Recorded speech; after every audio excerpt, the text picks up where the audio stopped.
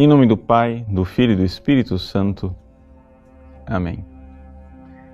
Meus queridos irmãos e irmãs, no Evangelho de hoje, Jesus é rejeitado pelos seus próprios conterrâneos em Nazaré. E o diagnóstico final é muito triste. O Evangelho conclui dizendo assim, que Jesus se admirou porque eles não tinham fé. Ou seja, não somente porque havia pouca fé, é que não tinha fé mesmo. Aquilo que nós temos no Evangelho é a palavra apistia. Apistia, o alfa privativo, quer dizer não, pistis, quer dizer fé, quer dizer que eles não tinham fé. Eles não estavam dispostos a crer em Jesus. Mas o que é que isso significa na prática? O que é que significa não ter fé? Bom, para a gente entender o que é não ter fé, nós precisamos saber o que é a fé. Veja, a fé, em primeiríssimo lugar, é uma virtude infusa, é algo que Deus derrama em nosso coração. Portanto, só tem fé quem Deus dá.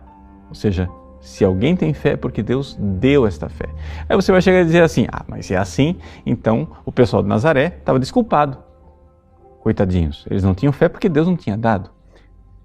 Sim, só que acontece o seguinte, a fé é um dom que Deus quer dar a todos. E não somente isso, a todo momento Ele está falando no seu coração, a todo momento Deus tem uma palavra dentro de você convidando você à fé. É a graça de Deus que está no seu coração, batendo na porta.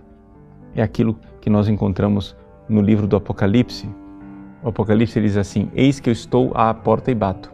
Se alguém ouvir a minha voz e abrir, eu entrarei e cearei com ele. É assim que acontece a fé. Ou seja, Deus está a todo momento enviando graças suficientes para que nós nos convertamos e tenhamos fé. Portanto, os nazarenos não tinham desculpa nenhuma de não ter fé em Jesus. Por quê? Porque a graça de Deus estava ali sustentando, estava ali convidando a que eles tivessem fé e fé verdadeiramente. Mas, ao invés de ouvir a palavra de Deus que lhes falava no coração, eles preferiram ouvir os seus preconceitos, as suas ideias preconcebidas. E isso chama-se pecado da soberba. O grande empecilho para a fé é a soberba. Ou seja, nós preferimos acreditar nos erros, nos preconceitos, nas ideologias, nas ideias distorcidas que nós temos e ao invés de ouvir a palavra de Deus que é certeira. O Concílio Vaticano I nos diz que Deus não se engana e não engana ninguém. E, portanto, ao Deus que se revela, nós devemos o obséquio da fé, a obediência fidei. Nós devemos obedecer na fé e escutar. Ele está aí nos falando, é Ele quem está falando. Não é uma pessoa qualquer, é Deus quem fala e, portanto, nós devemos estar abertos a Ele. A fé, portanto, precisa crescer. Nós precisamos nos abrir cada vez mais para a fé. São Paulo diz aos Romanos que o justo vive da fé e nós vamos crescendo de fé em fé. Eu não me canso de insistir nisto, porque é isso que realmente faz a diferença na nossa vida espiritual. Vá, faça essa experiência. Peça a Deus a fé. Essa é uma oração infalível. Se você pedir para ganhar na Mega Sena, isso não é infalível.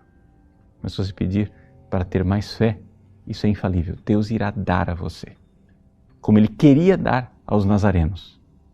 Mas infelizmente eles não receberam, o que causou em Jesus uma grande tristeza.